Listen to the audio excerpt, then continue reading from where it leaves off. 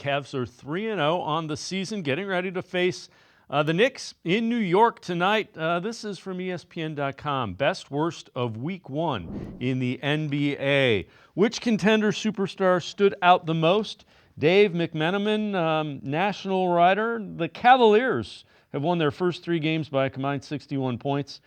Yes, the Raptors, Pistons, Wizards don't figure to be postseason contenders, but Cleveland's offense, which is shooting 54.5% from the field, suggests the team has already grasped new coach Kenny Atkinson's offense. With that, let's welcome in Sam Amico from hoopswire.com, also co-host of the Full Court Cleveland, which you can see on the FanDuel Sports Network. And Sam, the offense looks like what Kenny Atkinson said it was going to look like.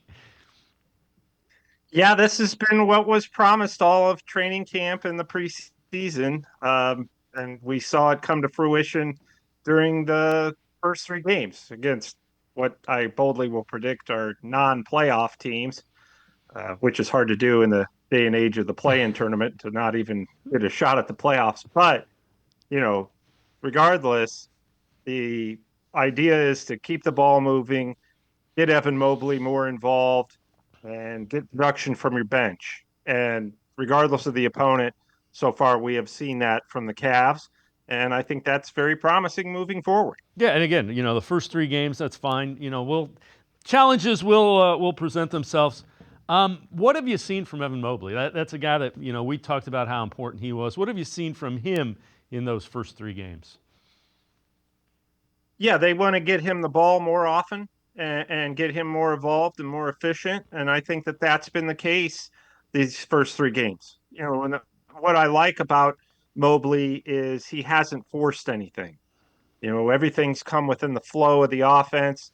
That first game against Toronto was dominant and has been very good in the other 2 games.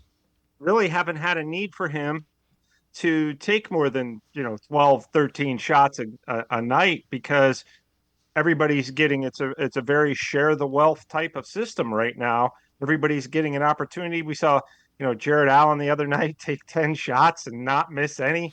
So I think that with the way things are going, they're using Mobley as they should, which is make sure he's involved, but don't make sure he's involved at the expense of everything else. So it's been so far so good with Evan Mobley and hasn't lost a step defensively.